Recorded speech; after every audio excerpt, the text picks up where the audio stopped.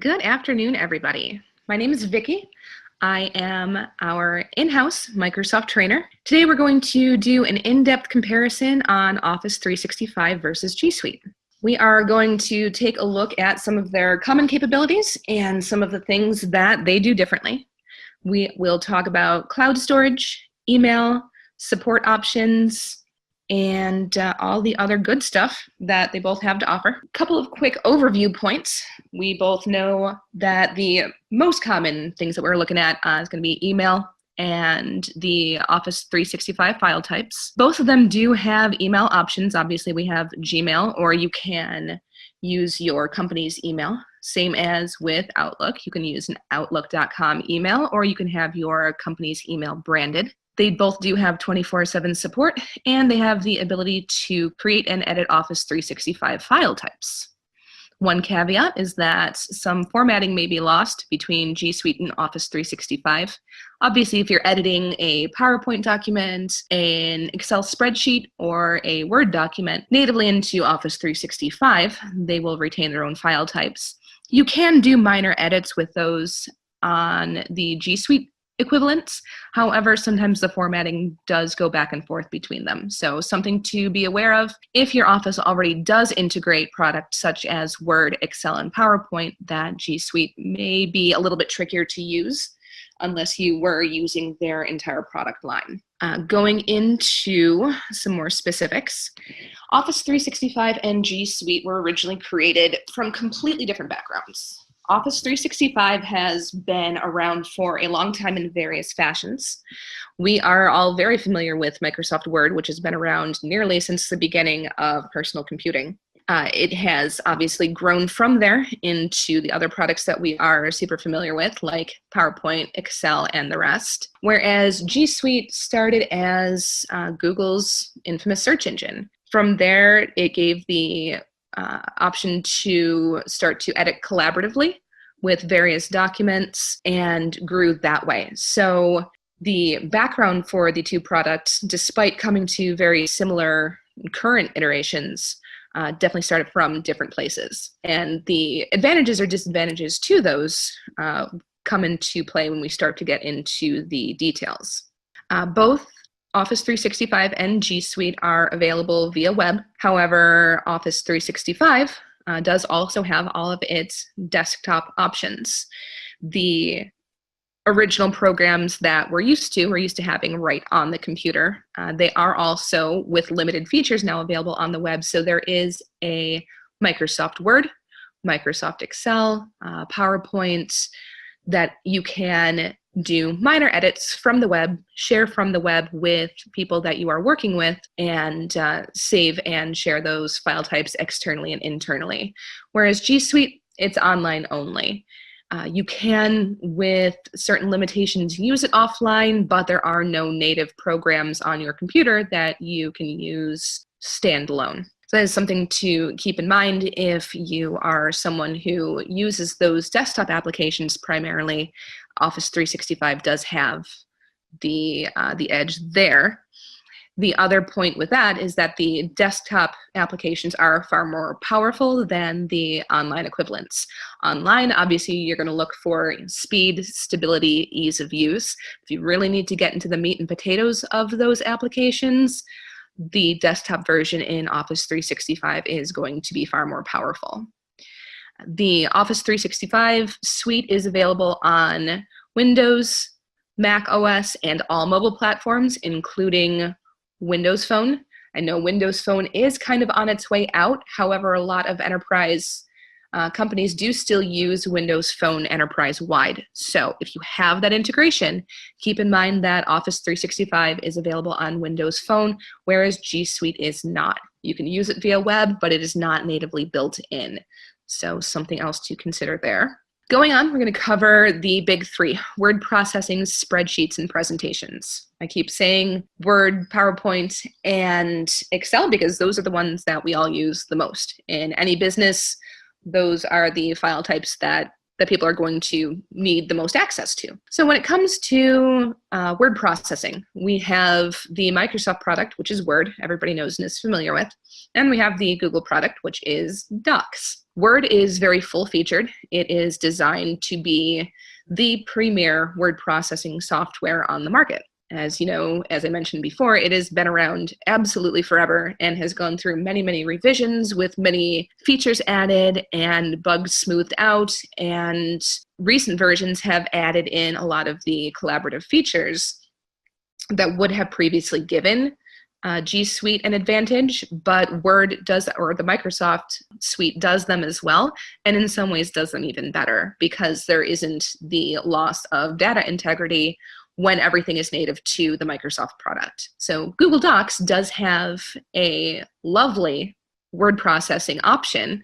It is very minimalist and it is designed to be very collaborative. So you can share the documents with anybody else in your team, make quick edits, and be able to have a fairly seamless experience that way.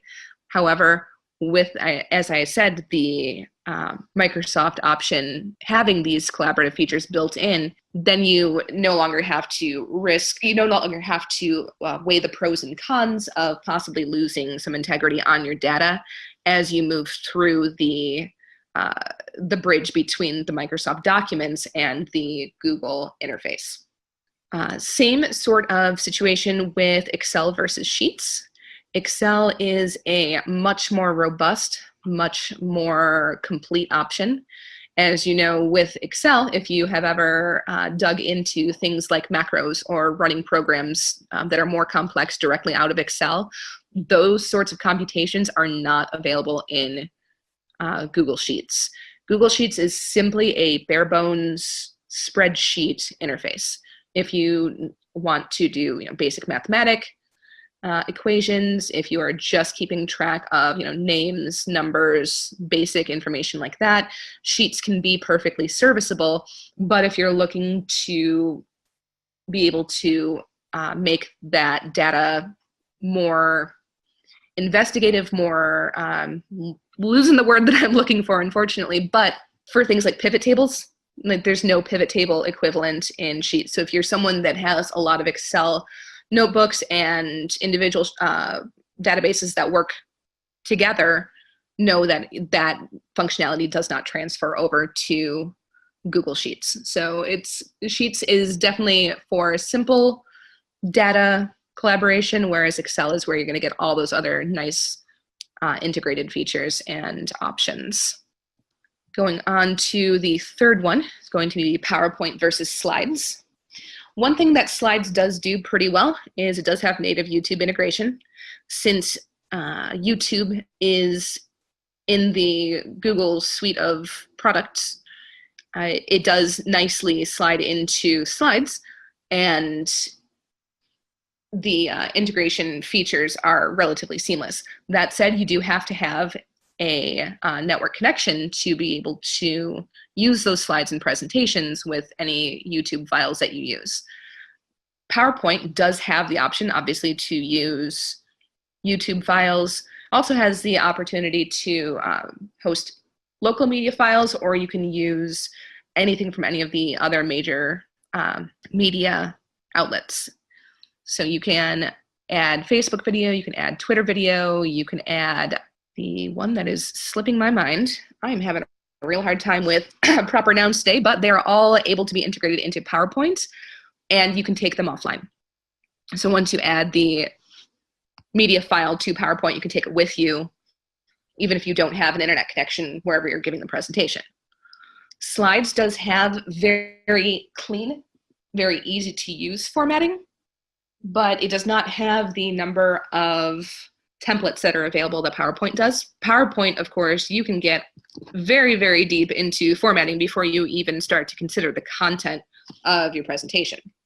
A lot of the designers that are out there working on these PowerPoint presentations have created quite the library of available templates to where you can create a gorgeous presentation just simply dropping in your data. If you are not the type that wants to do all of that creative stuff on your own, you can also use the gigantic Microsoft library of templates. So the PowerPoint option is definitely more, like I said, robust and able to be customized and able to be used offline. as opposed to slides, which is, again, very more limited, easy to use, nice and simple, but if you need something a little bit more in depth, then PowerPoint is going to have the edge there as well. Going on to email. Email is the one that got the most questions about in the registration before the webinar. They do have a lot of similarities and a lot of commonalities. Office 365 has upped their security game significantly. One of the most widely publicized issues with it in the past was that it lacked two-step authentication. Earlier this year, two-step authentication was launched for Microsoft for its entire Office 365 suite. So that's no longer a concern, especially in this day and age when email security is such a significant concern. It does also offer spam filtering, both the Google product and the Microsoft product. Actually, at the end of October, I believe it was actually on Halloween, if not on Halloween, then right around that time, Microsoft did launch an expanded malware detection tool. So it now scans links in real time.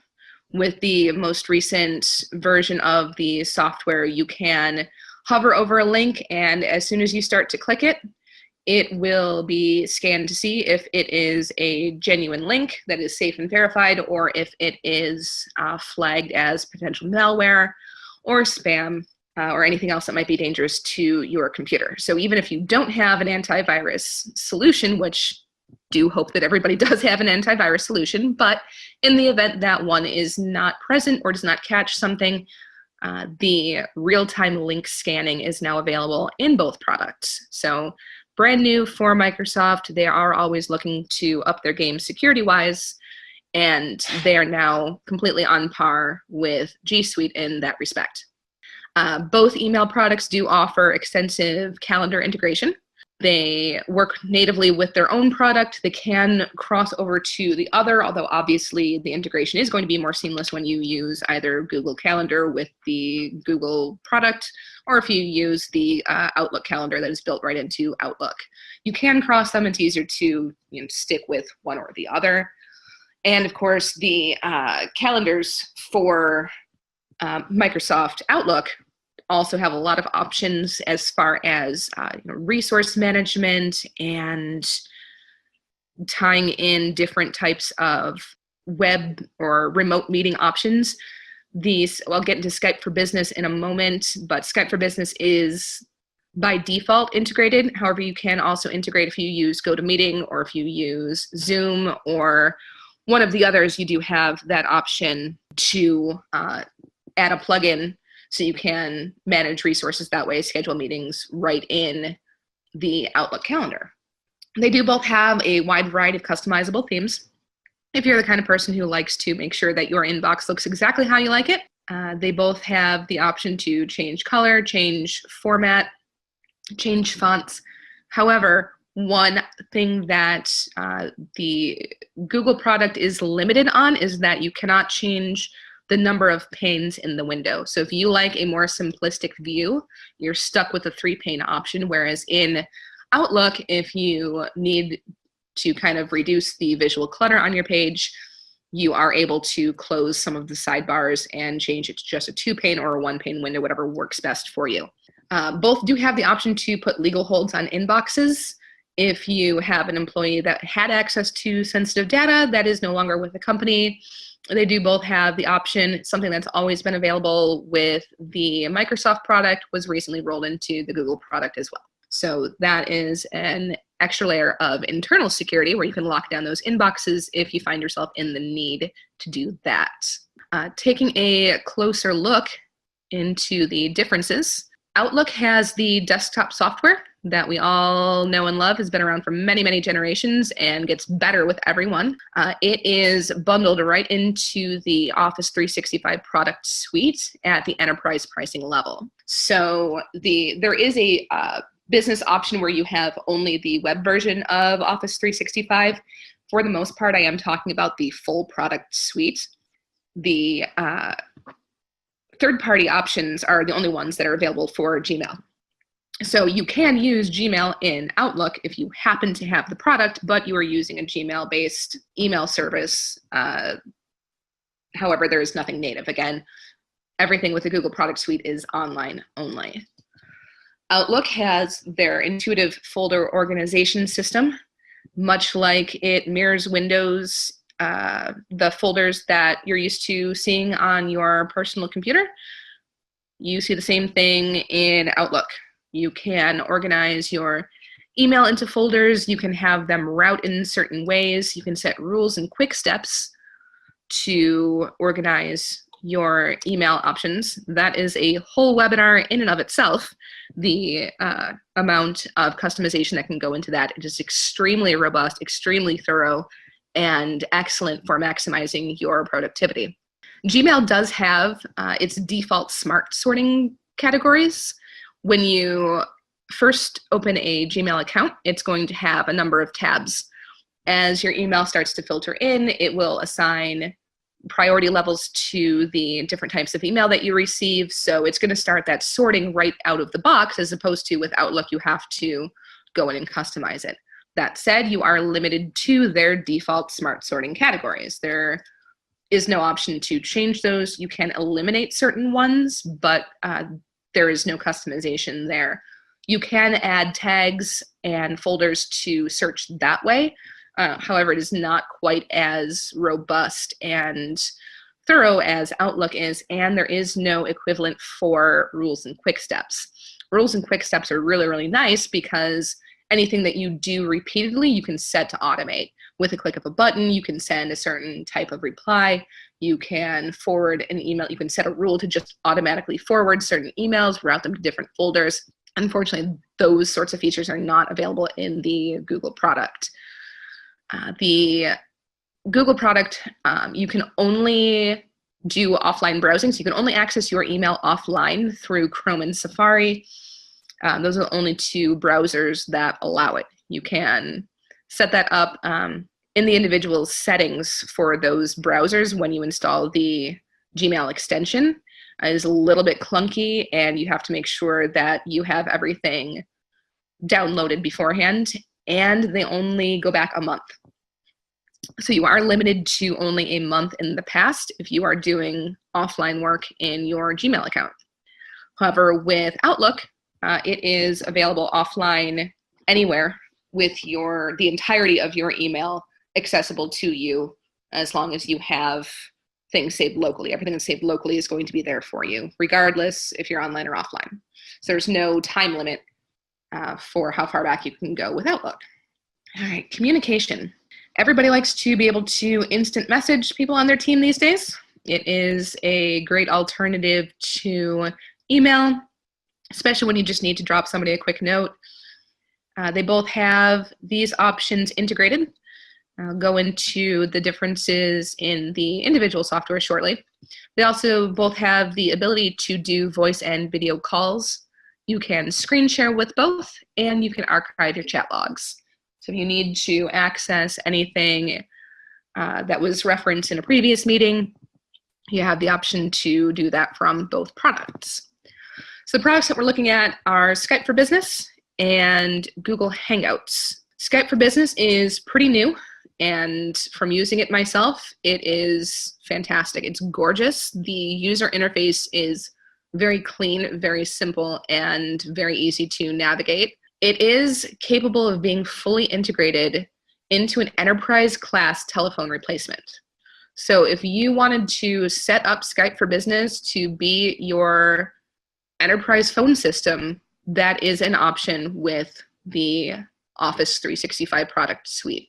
Because it is so integrated into the Office 365 product suite, it gives you a lot of additional functionality as far as scheduling meetings, communicating about the meetings, about phone calls, sharing files right from any of the other items in the product suite, so on and so forth. The uses for it, I have not even discovered everything as of yet. Haven't had the opportunity to play around with it nearly as much as I would like to, but it is exceptional. I have yet to want to do something that I have not been able to do.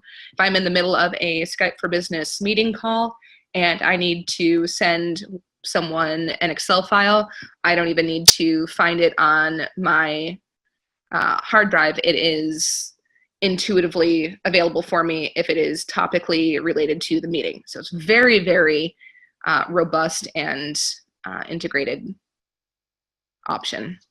The nice thing about Skype for Business as well is that it has a max participants of 250. As opposed to the Google Hangout options, you are limited to 25. So if you have a bigger business, or if you wanted to do a webinar like this, you are definitely going to need something that has a higher number of people allowed in the room. Google Hangouts is nice because you can sync conversations across devices, especially since so many people use Android phones, that it is nice to be able to just have it already on the phone without having to install any additional software. It's built into those G Suite apps, but like I said, you are kind of limited in what you can and can't do as far as how many people are getting in there, and you don't have as much of those communication integrations. It's very much a standalone product in that it does not intuitively guess what other files you may want to reference in your individual meeting.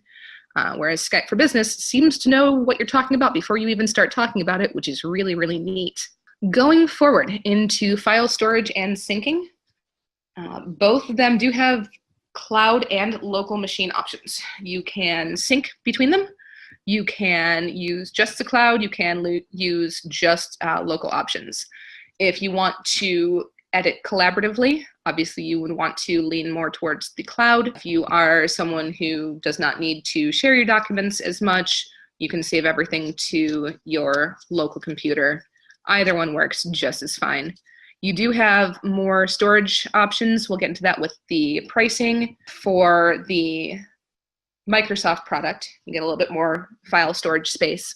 Both of them do allow the ability to share within and outside the organization, so you can collaborate with anyone who has the same product suite, as long as they have access to the Google product suite, you're using Google, or if they have access to the Microsoft product suite, you can do that collaborative editing with anyone else as long as you give permissions, and you can set permissions for individual files. Both of them also have online readers and editors for quick viewing and editing. As I did mention, the Microsoft Office Quick Editor is a little bit less feature-packed than the desktop one. However, you can do a surprising amount on it. I actually did this entire PowerPoint presentation on the web version. So it does have quite a bit of power, and it looks quite nice.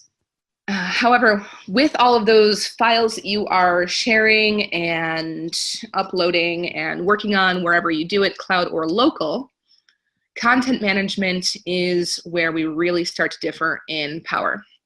Talk about Google Sites first, because it is fairly simple. If you're used to using Wikipedia, Google Sites is going to look very familiar to you.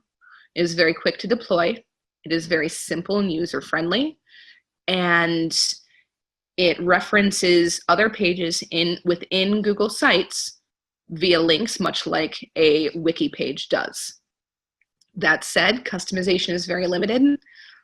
There are not a lot of themes and options to choose from, and you cannot alter the HTML in the site itself. So you're limited to the pages the way that it is, or the way that they are set up out of the box by Google. The other big part is that the search capabilities are limited to the individual sites. So if you have data uploaded to a site, you can access it within the sites. However, if you want to reference a spreadsheet that has not been linked to the site, you're not going to see it there. This is where SharePoint picks up the ball and runs away with it, because SharePoint has the ability to access anything that is within your enterprise server. If you have an Excel spreadsheet that is uploaded to your Office 365 server, or your Office 365 cloud management, it's already available to SharePoint. All you have to do is navigate to it and find it, and you can place it in the relevant category on SharePoint where you need it to be. It saves you a lot of time. You don't have to do a lot of additional uploading. It's just already there. Also gives you the option to check in and check out to prevent simultaneous changes. So if you and a partner are working on something, especially let's say it's something that is like an Excel spreadsheet that has some macros built in, where if you alter one point of it, it changes the functionality of the entire sheet. It's very important to have that check in, check out, so that you're not writing over what the other person is doing and breaking the functionality of the document that you're working on. It also does include metadata tagging. So very similar to how sites functions, how a wiki type page functions, SharePoint does also use links to reference pages within itself. It just has that additional option to also reference files that are elsewhere in the enterprise. It does also keep track of version histories and related documents. So if you make a change to a document within SharePoint or page within SharePoint, and you wanted to know what changed, say that you're looking at something and you need to know what the difference is from the way that a certain workflow used to be, you can look back in the history and go, oh, this is how the workflow was before, this is the change that's made now. Whereas within sites, it does not keep track of that. If you make a change, the change is there. SharePoint does also have automated workflow processes. This is something else that could be its own webinar all in and of itself. SharePoint itself probably deserves its own webinar. It's very robust, very thorough, and has more options than you can shake a stick at. It has the ability to, if you access certain pages in SharePoint, trigger responses based on what was accessed, based on what changes were made, based on what files were uploaded, based on what files were removed or what projects were closed. So SharePoint is an extraordinary content management product in the way that it keeps track of everything else within the enterprise and interacts with it. So Sites is good for easy local file management, but it does not come close to having the integration that SharePoint does. Which I'm sure you're starting to see a theme here, in that if you are looking for something to be thoroughly integrated, to natively talk to itself and the related products, the Microsoft product is extraordinary in its ability to do so. Other matchups, there are note-taking options for both the Google product and the Microsoft product. For Google, the option is called Keep. It includes individual, simple, standalone notes. Kind of looks like Post-it notes, and they kind of operate like Post-it notes. They stand on them by themselves. There's no way to link them together, but you can share them, and they can be edited collaboratively. So nice for simple note-taking or lists. However, OneNote, as if we're keeping with the metaphor, OneNote is a 3-ring binder that has absolutely every note that you've ever taken, and it can be indexed and referenced elsewhere. The coolest thing with OneNote and its ability to be integrated into some of these other products is that, for instance, if you are in a meeting, you can take meeting notes, share the meeting notes instantly within the meeting.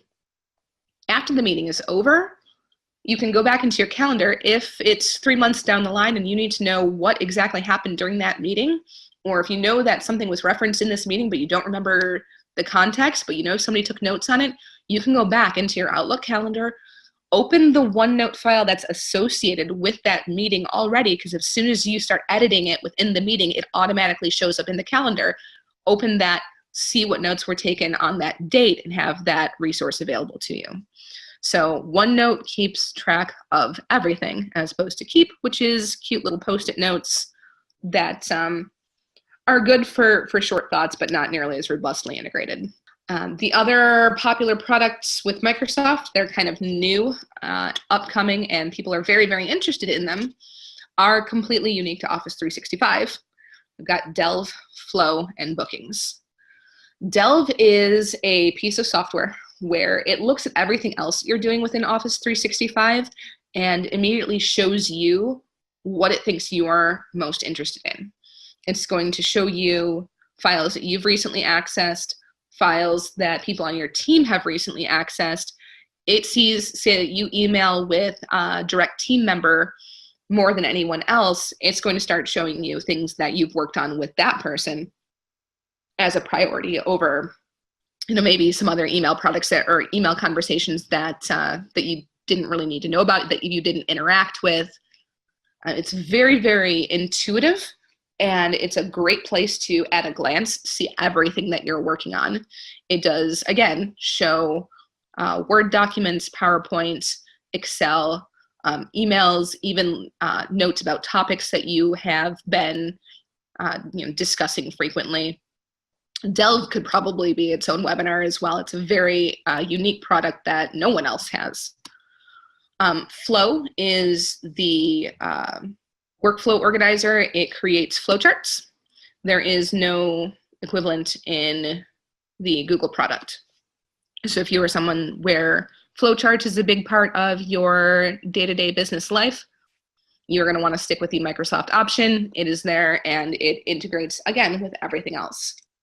Same thing with Bookings. Bookings keeps track of your meetings, but it also allows external integration into a website or email so that you can reach out to clients as well and have them have an option to schedule meetings or appointments or visits or whatever else you need. So anything that falls within those three categories is completely unique to Office 365. If it sounds like something you need, that is where you are going to find those options. Going on to pricing. Office 365, talking about the Enterprise 3 level, it's $20 per user per month. These two levels are the most similar. There are plenty of other pricing options. These are the ones that are the most widely used and the ones that will meet the most variety of businesses' needs.